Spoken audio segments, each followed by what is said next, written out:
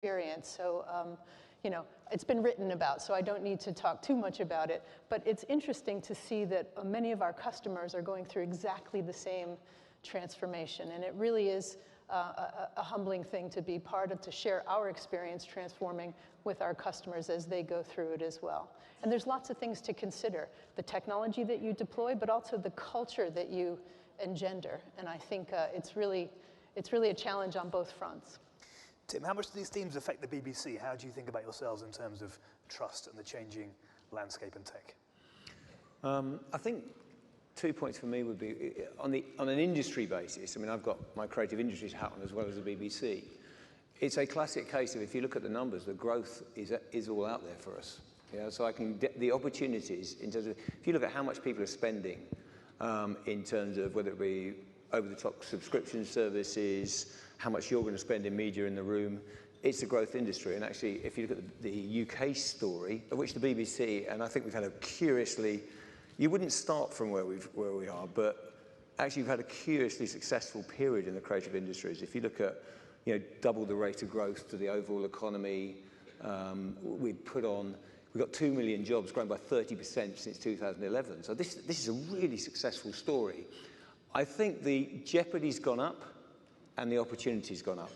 And I see a lot of stressed corporate executives around, but those who are getting the opportunities right, those who are disrupting themselves in the right way and getting to where the real value is. Because we had an environment in which restricted distribution allowed models to continue for a long time. Channels, all of it. It was nice while it lasted. That has been disrupted, and you have to, I mean, it's all the cliches. Those people who are changing their businesses are having a good time. And how do you think entrepreneurially in an institution like the BBC, where you have certain constraints and a political framework to work in, and you can't raise capital in the way a private company can? Well, my business is, I mean, I've got a couple of roles. I'm on the board of the BBC, but I also run BBC Studios. And we made a very big decision a year ago, which is slightly technical, so apologies. But we took all of our in-house production resources, so those people making Strictly, otherwise known as Dancing in the Stars in the States, Top Gear, all our documentaries, even our live events teams, lifted them out of the public service where they only had one buyer, the BBC Public Service, and put it over into commercial business. So now we're running a business which can supply anyone. And people ask me why we did that, and I think it's not dissimilar to a lot of businesses in the room. The killer question for creative industries is, how do you attract and retain talent?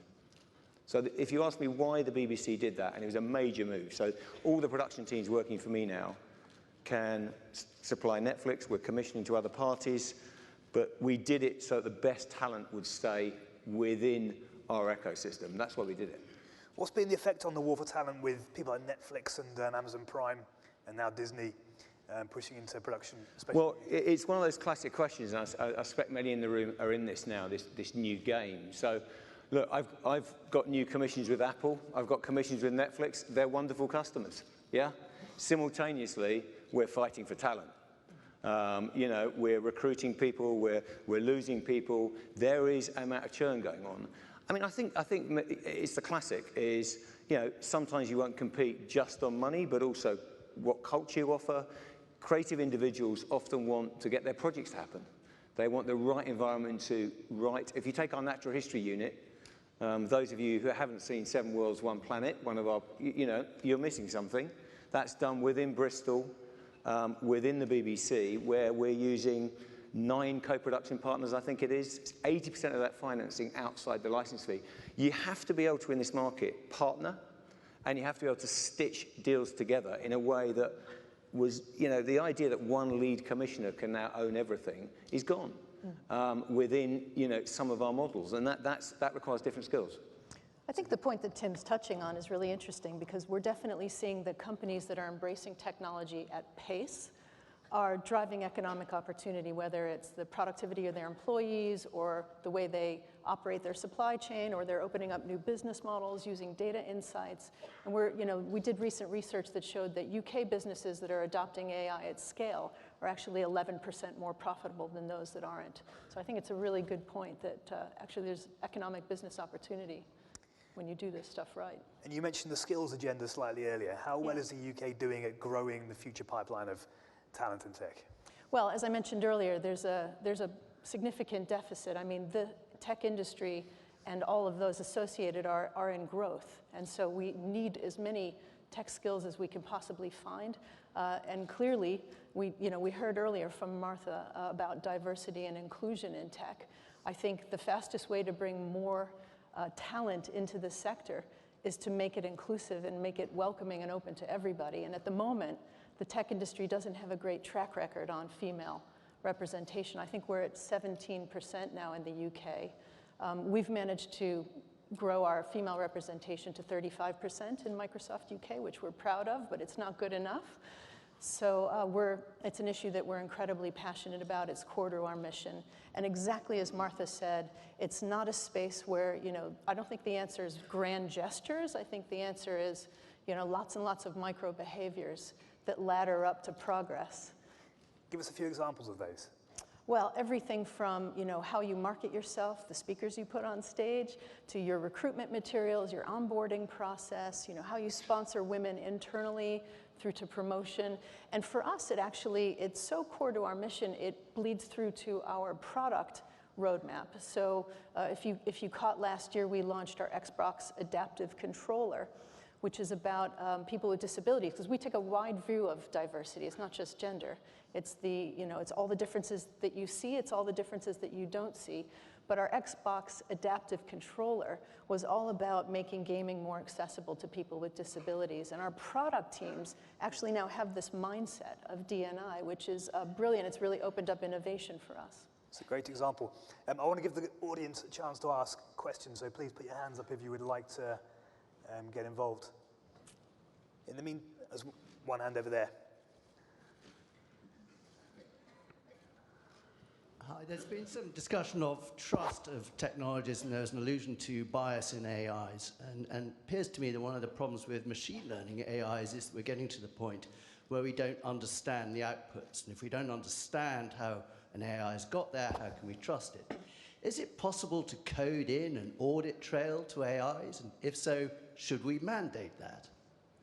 Is that Very for me? interesting. Cindy, do you want to? Yeah, it's a great question, and I loved the conversation I heard from the last panel. So we published a great book last year called Future Computed, in which we articulated a framework of principles for the design and development and deployment of AI technologies. And in it, we've advocated a couple of things. On fairness and data bias, actually, as you probably are aware, because from the question, I think you probably are aware that data's always had bias in it, right? Because it's been collected and processed by humans. The issue is just, do you amplify and institutionalize that bias through the use of AI and machine learning? And I think what gives me a lot of hope is that with the AI, you can find the bias. It's just a data pattern to the AI. And once you find it, you can design it out. And I find that a really hopeful statement. But the rest of the principles that we set are around algorithmic transparency. So you never want your algorithm to just be a black box. And ultimately, human accountability. So the humans always remain in control. All built on a foundation of privacy, which we regard as a fundamental human right, and cybersecurity and resilience. So it's a great read. Have a look. But we do think principles in this space are a very good idea. Do we have any more questions? Cindy, privacy is a key thing in tech and development at the moment. How do you approach that? Yeah, as I said, I think we regard privacy as a fundamental human right. Our approach is grounded in the belief that customers own their data. We don't. They own it, and they should be in control of it at all times. It's one of the reasons why we've applied GDPR to our customers around the world globally, not just in the EU, and we were the first company to do that. So super important. And Tim, what can we do with personalization and data when it comes to entertainment and streaming and viewing? Well, I think you can see it in front of you in your own household now that everyone's at it in terms of the personalization is critical to now probably every media business in terms of its monetization. What's interesting in my world and creatively in the creative industries generally, of course, you have to balance that against the curatorial power. And I think this is across the wider industry, is editorial leaders need to lead. So I think you won't see in the media just the news you want to see. That would be interesting and profound in terms of some of the questions. So at the creative industries level, we also want to see strong editors. And I actually think trust is not just built superficially by serving up what you want to see. And these are obviously touching kind of profound questions on AI and where we head. Obviously, from a BBC point of view, we see a direct correlation between value and trust.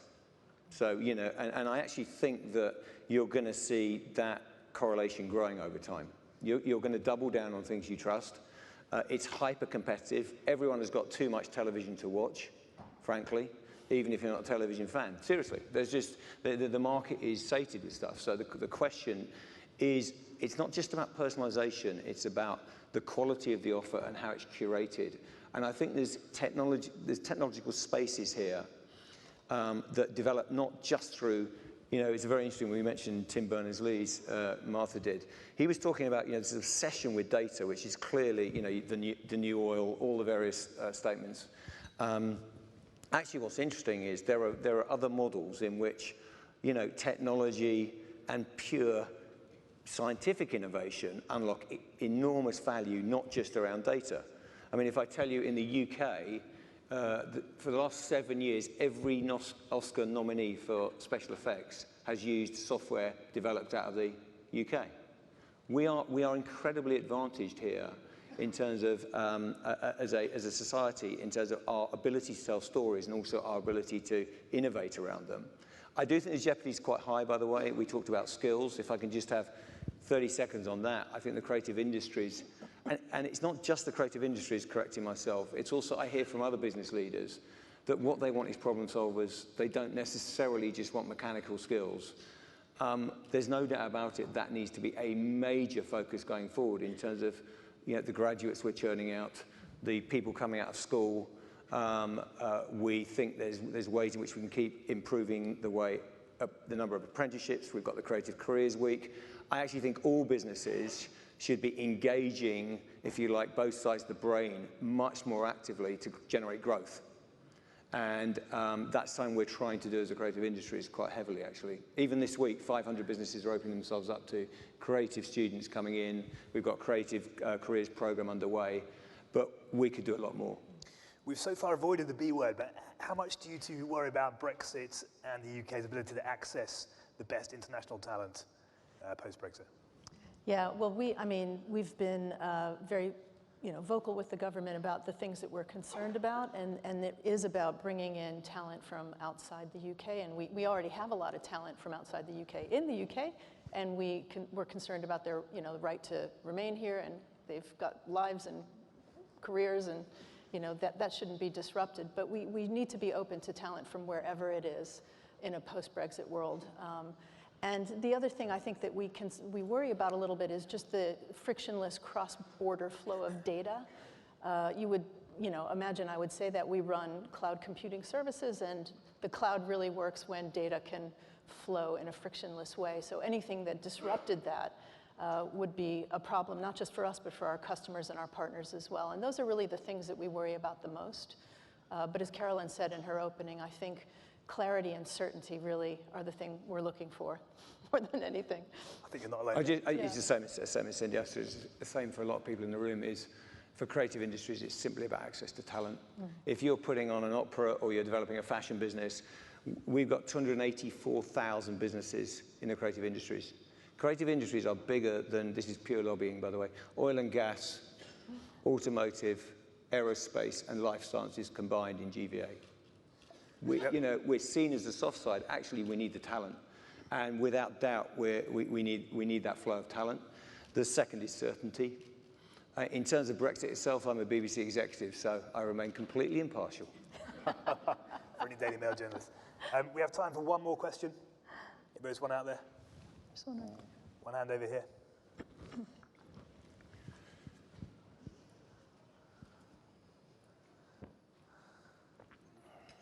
Hi, my name is Kike Onowinde. I'm the founder and CEO of a company called BYP Network. We connect black professionals with each other and corporations. So you talk a lot about talent, especially with post-Brexit, but what are you doing to engage with ethnic minorities in the creative space and the technology space? Thank you. Yeah, it's a great question. Thank you for asking. I mean, we've got a very active BAME organization within Microsoft that we're really proud of.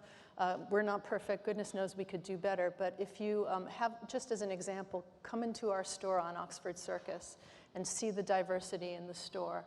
We were very purposeful and thoughtful about how we recruited and attracted, the best of us, the very young, energetic associates. They speak 46 different languages, including British Sign Language. And I think, that shows that I think it can be done. You just have to sort of have the right parameters when you're the right mindset when you go out to the market and recruit, and there's kind of no excuse not to.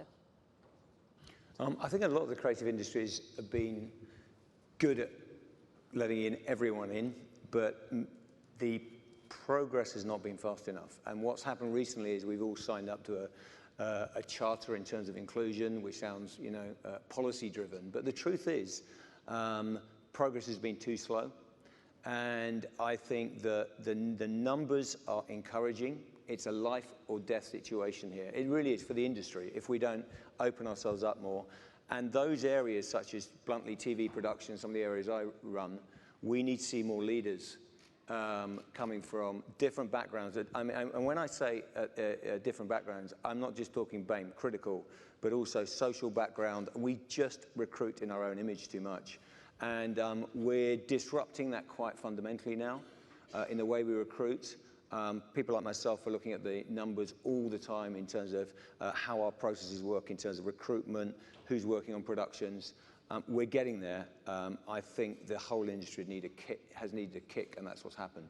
It's a very important note to end on, and we're out of time, but thank you very much to all our panelists. Please give a big round of applause. Thank you.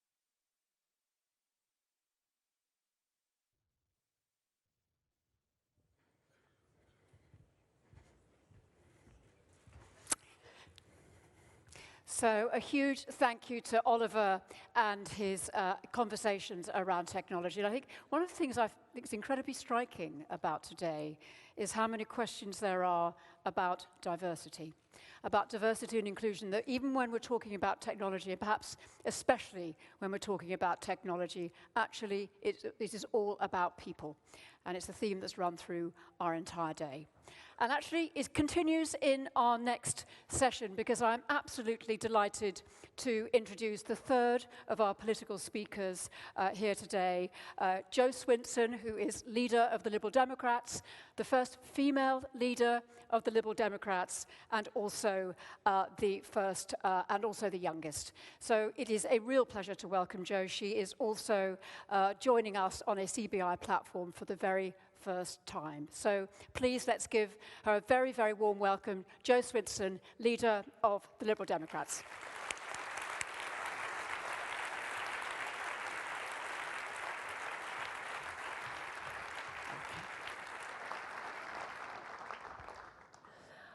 Good afternoon, everyone, and thank you, Carolyn, for that lovely introduction and for inviting me here today.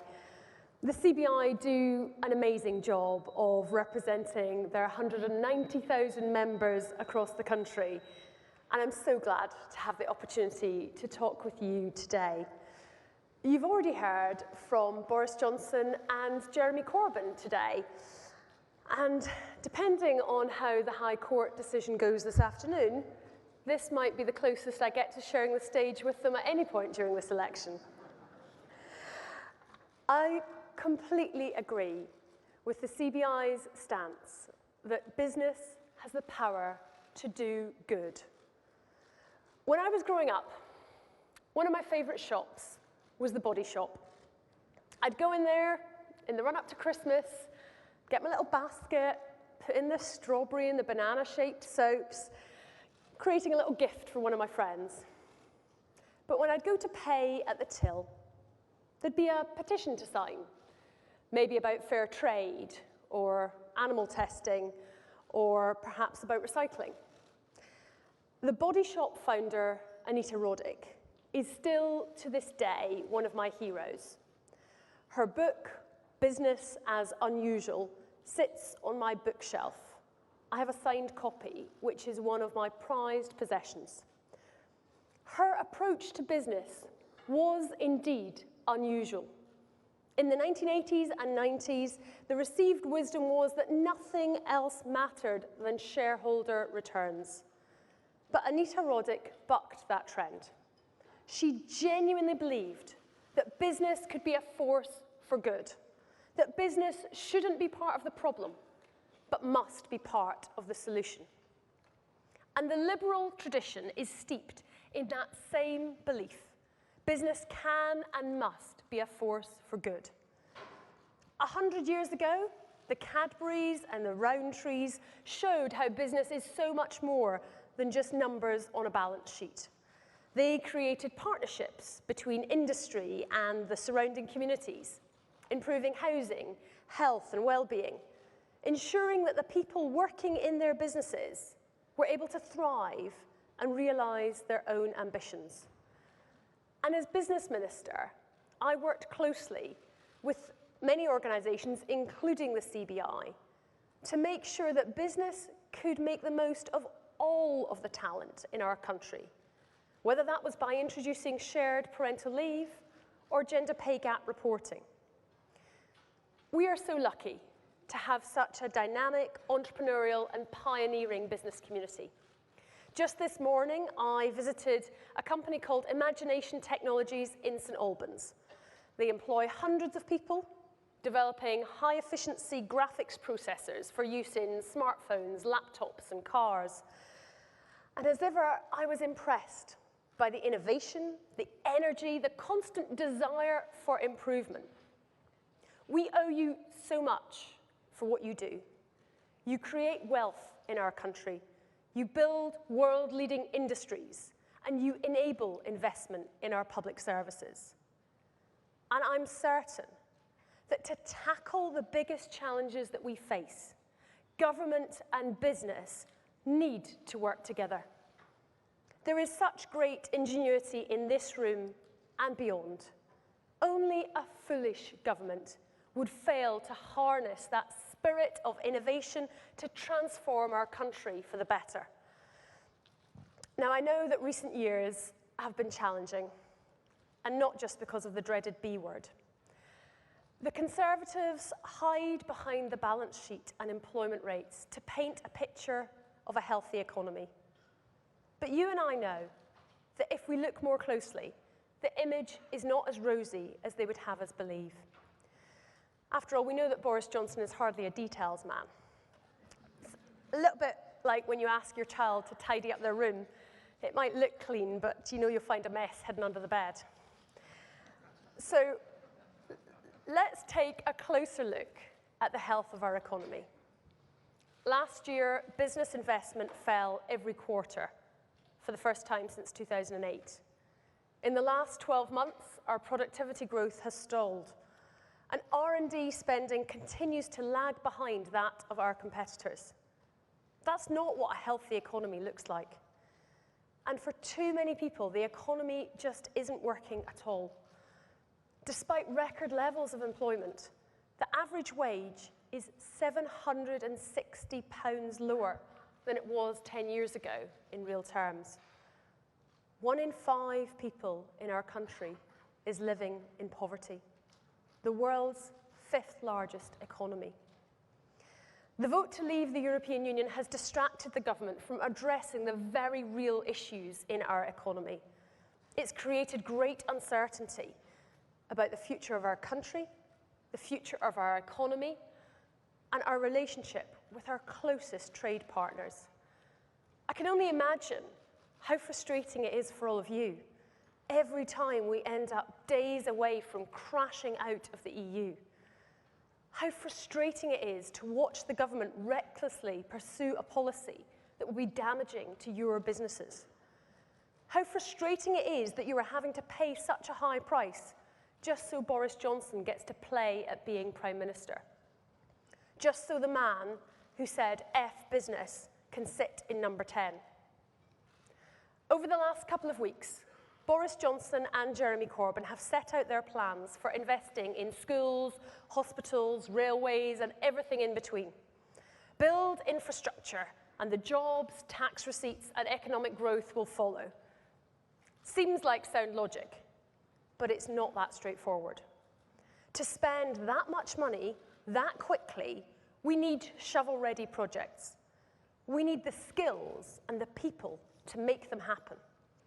And we need you to feel confident, to want to invest, safe in the knowledge that the government of the day values you and respects you. Leaving the European Union makes all of that so much more difficult. Already, EU citizens have started to leave us. We know it will only become harder for you to get access to the talent that you need. And we know that business confidence is at its lowest level in 7 years. Both the Conservatives and Labour will have to scramble around for projects to pour money into just to keep their word, regardless of whether they're good projects and a good use of public funds, so that they can stand on stages like this one and give speech after speech, making the right noises about investment and citing big numbers, saying that they want to work with you and give you what you need to thrive. But the truth is this: if you want to get Brexit done, or get Brexit sorted, you are not the party of business. In an interview last week, Carolyn asked who the party of business is today. The answer is clear. The Liberal Democrats are the natural party of business. With the Conservatives in the pocket of Nigel Farage and Jeremy Corbyn stuck in the 1970s, we are the only ones standing up for you. Because we believe that any form of Brexit, whether it's hard or soft, blue or red, will be bad for jobs, bad for business, and bad for our public services. Boris Johnson talked of a Brexit boom this morning, but we know it's much more likely to be a Brexit bust. We believe that being part of one of the most successful economic blocs in the world is the best guarantee we can have for our future, for the success of our businesses and for our country. We believe that our best future is as members of the European Union. That's why a Liberal Democrat government will stop Brexit on day one and use the 50 billion and we will use the £50 billion Remain bonus to improve our schools and tackle in-work poverty. And we'll get on with the job of dealing with the obstacles you face. We'll invest £130 billion in infrastructure over 5 years. We'll use that to improve our railways and open up new lines, to reduce how much energy our buildings use. And we'll use it to leverage private investment in renewables, to help us meet our ambitious target of generating 80% of our electricity from renewables within a decade. And we are confident we can stick to our plans for 2 reasons. First, we are backloading our investment so that most of it will happen towards the end of the 5 years, giving us time to get the foundations in place. And second, because we believe that freedom of movement is a good thing. Boris Johnson and Jeremy Corbyn are promising to splash the cash on this or that infrastructure project, but they would also end freedom of movement. Without the European bricklayers, engineers, and builders, they won't be able to build the homes, hospitals, schools, and railways they've promised. We can't build it unless they come. Liberal Democrats are committed to helping small businesses who are the engine of our economy. That's why Liberal Democrats would scrap business rates and replace them with a commercial landowner levy. It will shift the burden from the tenant to the landlord so that we can breathe new life into our high streets. Frankly, we have seen enough promises of reviews of business rates from the Conservatives. It is time for clear action that will give proper help to our small businesses. We will give every adult in England a new £10,000 skills wallet so they can invest in learning throughout their lives. And as part of our radical and credible plan to reach net zero emissions as soon as possible, we will make the UK a global leader in green jobs and technology. A Liberal Democrat government will work with you to open up new opportunities for green growth and to save our planet. We will invest £5 billion in zero carbon projects through the Green Investment Bank. We owe it to our children to do this. We are the last generation that can stop irreversible climate change, and we are running out of time. There is much that government can do, but I'm clear that the business community is absolutely part of the solution. Not least because we need to channel your ideas and entrepreneurialism to take on this huge challenge, as well as the others that we face. And my vision is for a country where business joins forces with government, public services, and civil society to create the kind of society we deserve. So many businesses already take great responsibility for the communities around them. But I know we can do more to encourage others to do the same. So we will introduce a general duty of care for the environment and human rights for all companies and public sector agencies.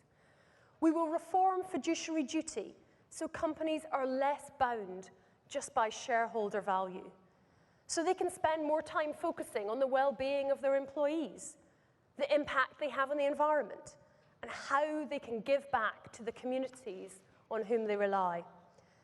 And we will ask all UK-listed companies and private companies with more than 250 staff to have at least one employee representative on their boards. That will help rebuild trust between workers and bosses. There is much to be proud of when I think about the strengths of our business community, from its world-leading innovation to its tough resilience in difficult times. And you deserve a government that works to help you thrive, not stifle you. What is on offer to you from the two old, tired parties at this election is a terrible choice. You have a Conservative Party that can't be trusted to respect the rule of law and that is marching in step with Nigel Farage, intent on pursuing a hard Brexit, and a Labour Party that thinks little of property rights and wants to waste yet more time negotiating its own bad Brexit deal. Our country and our business community deserve better than that. That's why the Liberal Democrats will stop Brexit, and I absolutely want you by my side as we build a brighter future for our country together. Thank you.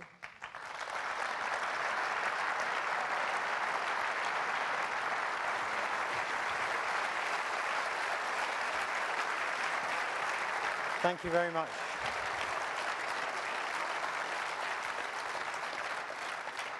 Thank you very much, Jo. And now we'll take some questions. I think we've got some media questions to start with, and the first might be from Simon Jack, I think. Simon. Thanks very much. Simon Jack, BBC News. Your plan to abolish business rates and replace them with a tax on landlords, won't that just feed through to businesses in the form of higher rents? And in your numbers, you say it'll cost over £3 billion in year one, reducing to 700 million over the period. That is based on the assumption that commercial land values will continue to rise. Isn't that a massive assumption given the economics of the high street? Well, thank you very much for the question. And this is an innovative and bold policy that is needed because let's remember what the issues are that we're trying to solve here. Businesses on the high street have been struggling for many years now, and they find that the business rates can be a crippling cost. And this is in a time when they are already having to deal with footfall falling, competition from online competitors where they aren't having to pay the same type of rates. So I think this is an important change. And clearly, it being borne by landlords, some of that may well be passed on, but we also recognize that it will not all be, and this will provide a significant boost for businesses. And the analysis that we've done, we do obviously make assumptions based on the future economic prospects. And of course, if we were to leave the European Union, then we know that there is much more likely to be a hit to the economy, and the assumptions would then be different. But by protecting that relationship, then we have the best chance of protecting our economy, and with this bold policy to rescuing our high street and providing real help to businesses, too many of whom are struggling. Thank you. I think we've got another media question up there. Jim Pickard, Financial Times. Now, Jo, you say you want a majority Liberal Democrat government. In the hypothetical scenario that that doesn't happen and the Lib Dems are the power brokers, you've also said that you wouldn't deal with Jeremy Corbyn. But is there common ground between you and Labour under a different leader? And what would be the kind of red lines there? Would you accept, for example, the nationalisation of utility companies? So obviously, in this election, Liberal Democrats are setting out our very clear plans on stopping Brexit and investment to improve people's lives, whether that's huge extra support for parents with more free childcare, or investing in mental health and the climate emergency, tackling that. If we don't win a majority, we will still want to stop Brexit, and we will continue to pursue a people's vote, which we have led the campaign for 3 years. But I am very clear, as I have been today, that neither Boris Johnson or Jeremy Corbyn deserves to be in number 10, and Liberal Democrat votes will not put either of them there. And specifically, you asked about Jeremy Corbyn. Not only does he want to deliver Brexit, but this is a man who has completely failed to tackle anti-Semitism in his party. And it's not a trivial policy difference. It's a fundamental difference of values. And from speaking to people in the Jewish community, the fear that exists about the prospect of Jeremy Corbyn in number 10 makes it clear to me that there is no way that Liberal Democrat votes could put him there. We have in this Parliament that has just ended, as Lib Dems, cooperated across party lines. We're doing so on the Unite to Remain initiative in 60 seats across the country as well. We have cooperated with others where we agree. We will continue to do that, and that would include people within the Labour Party who share our desire to stop Brexit, as well as people within the Plaid Cymru or the SNP, and indeed Conservatives. And we will continue to have that constructive approach to politics. But as I say, for the reasons I've outlined, Jeremy Corbyn will not be put into number 10 by Liberal Democrat votes. Okay, I think we're ready now to take questions from the audience. So if you put your hands up, and we'll find you a paddle. We'll get through as many as we can in the next 9 minutes. So perhaps if we could start here, please, and then the number 2. So that's number 5 paddle, and then the number 2 paddle, and then we'll move across to this side of the house. Hi, Jo. Can you just tell me, what do you say to those businesses and employees that actually voted leave? Well, I respect that people have differences of opinion on this matter.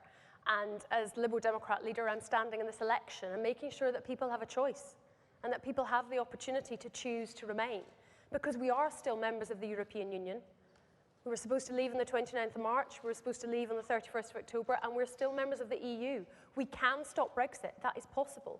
And I appreciate there are some people who disagree with that, and they can make that case, and I recognise that people make that case in good faith. I think one of the things that has happened in recent years is that we've lost the art of disagreeing well. And somebody can take an opposing position to myself on that matter and argue it in very good faith and in all good conscience. And we can disagree in a way that is is constructive and respectful. And I think too much, the tone of our political debate has become poisoned with the assumption that if somebody disagrees, they're somehow inherently evil. And I would like us very much to get back to a politics where we discuss things with respect. Thank you. Over there, please.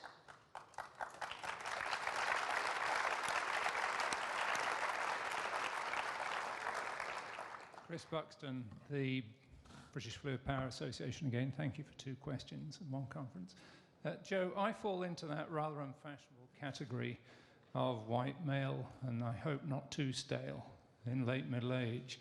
I have voted all my life as what I would like to be known as a one nation conservative, but I like a lot of what you say.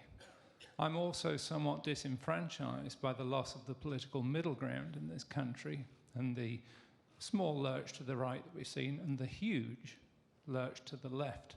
And it's that huge lurch to the left that will probably drive me to still vote Conservative rather than yourself, because I'm scared to death of the prospect of a Labour government in this country.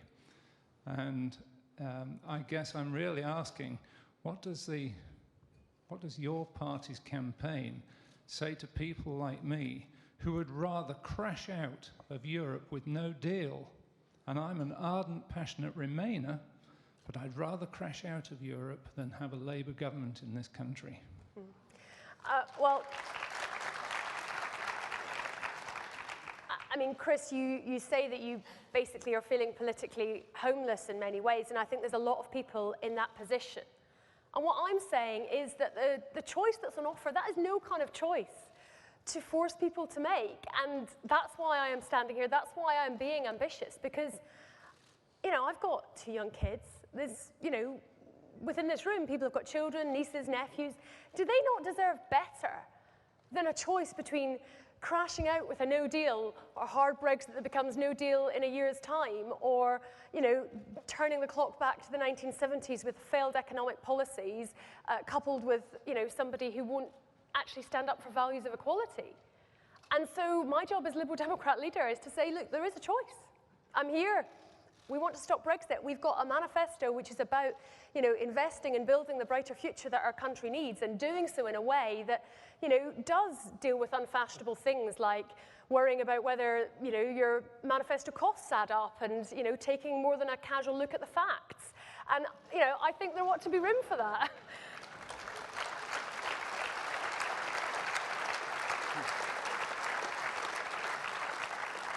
Okay, I think if we could move over to this side, there was a question here, and we're doing quite well. We've got probably time for another 2 or 3 questions after this. John Reynolds, CTO from Advanced, a great British software company. Now, Advanced are helping transform the productivity of over 20,000 businesses, and proud to be doing so in this country. Putting Brexit to one side, what 3 things would you do next year for the benefits of British business and the people in this room? Sure. Well, I mean, the first thing I would say is, as already been mentioned, our policy to scrap business rates, which I think will be hugely beneficial. I think the investment in skills is incredibly important. You know, we've got a model where it's sort of assumed that you leave school or maybe university in your late teens or early 20s and that's it. And, you know, the world doesn't work like that. We've got a fantastic opportunity of the technological revolution, but it means the world's moving very quickly and people are going to need to retrain and reskill. So by giving people access to funds at the age of 25, at 40, and again at 55, that will enable people to access that reskilling and that training that they need, that is driven by them according to their passions and desires. And the other thing I would say is increasing our investment in research and development, because, you know, science is at the fundamental core of how we can, as the UK, continue to be a world leader in, you know, industries such as yours and many others. It has been something which has been underinvested in. We do lag behind other countries on R&D, and that needs to change. Okay, thank you. Gentleman here in the middle of this row. Can we get a microphone to him, please? Or maybe he can speak loud enough that we hear. I don't know, but seriously, wait until we've got a microphone. And then I think if If this is a reasonably brisk question, we will probably manage one more. Sir. Joe, yes, I understand what you're trying to say, but can you explain why you're going against the majority that voted to leave Brexit? So, we're standing for what I believe in. We're a pro-European party. We believe that our best future is in the European Union. And we're giving people that choice. Because what's on offer now, what's on offer now is actually pretty different to what was talked about in 2016. So we had a vote which, by a fairly narrow margin, came down on one side. And yet, in the intervening 3.5 years, when I've looked in Parliament, even those MPs that support Brexit have found it impossible to agree amongst themselves on what Brexit should actually mean. And so if they can't even agree, 2-3 years after the 2016 vote on what Brexit means, how safe is it to assume that there is a majority in the country for any specific form of Brexit? Because there's plenty of people who voted leave who don't want to leave without a deal, and yet that's what's basically on offer now at the end of 2020. And there's plenty of people who voted leave who are saying they wanted to be in the single market and the customs union. And there's others that say that they would only want to leave if it was a no-deal WTO Brexit. So I genuinely do not believe there is a majority in our country right now for any specific Brexit path.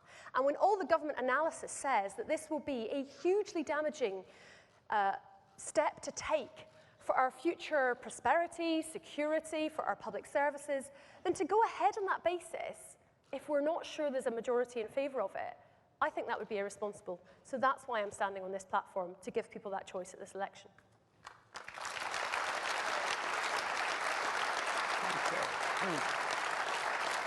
Do we have one more quick question? Let's have this lady towards the front here. She's close to a microphone, so. Hi, Joe. I'm a fan. One of the things I'm worried about just now, which is slightly coming into the politics arena, is how women's rights are being eroded by the self-identity gender issue. I just wondered what your views are on that. Well, I think that equality issues are hugely important. I've literally written a book on gender equality, which was how I spent my couple of years when I was out of Parliament. I think that women's rights are hugely important, and intersectionality is important. So people who are, a woman and happen to be black will experience additional discrimination. So as, lesbian women, similarly, disabled women would be in the same category, and the same is true of people who are trans women or trans men. They face additional discrimination. So I think it is important that we reform the Gender Recognition Act and make that much simpler. And I think it is hugely important that we continue to support equality. And I was very heartened by what Carolyn said earlier about the questions about equality, because I did fight in government for shared parental leave and to introduce gender pay gap reporting, and those are important steps that are already making a difference. And we do need to go further in terms of flexible working, in terms of making sure that that parental pay policies are transparent so that people understand what they are getting into when they apply for a job. There's a lot still to be done on equality, and I think one of the things that has really become apparent in the last couple of years is there's things that I used to think would never be turned back, that the kind of path of equality would always go in one direction, even though there were still battles to be won. And I think what it feels like now is that some of those gains are under threat, and that we shouldn't take for granted equality. I think some of those liberal values are actually now under attack, and we need to fight for them. Thank you. Okay, I think that's all we've got time for. I'm sure we could have gone on longer. I think please join me in thanking Jo Swinson, the leader of the Liberal Democrats, for being with us today at this critical time when she's obviously got lots of other places she'd like to be as well. So, Jo, thank you very much.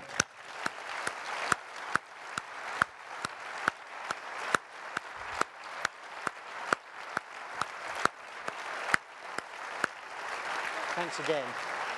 You head off that way. I've got to stay on and introduce someone.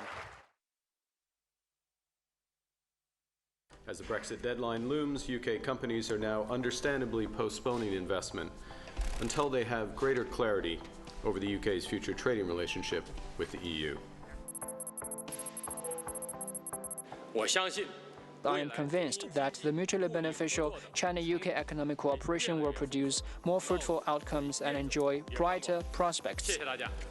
The money goes where the great scientists are, and the quality will triumph, and the UK will continue to be a place of big science. We don't like uncertainty, and business doesn't like that. So what we care about most of all is really making sure that we have regulation that can work for us from a technology perspective, that we can have the freedom with the data flows that exist currently, which we hope will continue. Okay. We continue anyway. I'm afraid, I know this will be a huge disappointment to you, but we have no more political speakers today. I expect a sort of long faces in the audience. We're back now to a business leader, and I've got the pleasure of welcoming in just a moment Ivan Menezes, the CEO of Diageo, to the stage. Diageo, as you all know, are a world leader in beverage manufacturing. It's a great global business with a fantastic perspective on how the UK can continue to be an attractive destination. So it gives me huge pleasure to welcome Ivan Menezes, CEO of Diageo, to the stage. Ivan, he's here. Thanks, John. Welcome. Thank you, John, and I'm delighted to be here at the CBI representing Diageo, one of the UK's major exporters. At a time of some political uncertainty, I'm pleased to bring with me today an optimistic message of confidence in the UK's economic future, and one firmly grounded in my own experience. One of the privileges of having led Diageo over the last 6 years is the vantage point it gives me to reflect on some of the core strengths of the British economy. As a company that's invested over £1.5 billion into the UK over the last few years, we really do believe in Britain. And as someone born outside the UK, who worked outside the UK for many years, and has now made this wonderful country my home, I hope I can speak with a degree of objectivity. I'll start by dealing with Brexit briefly.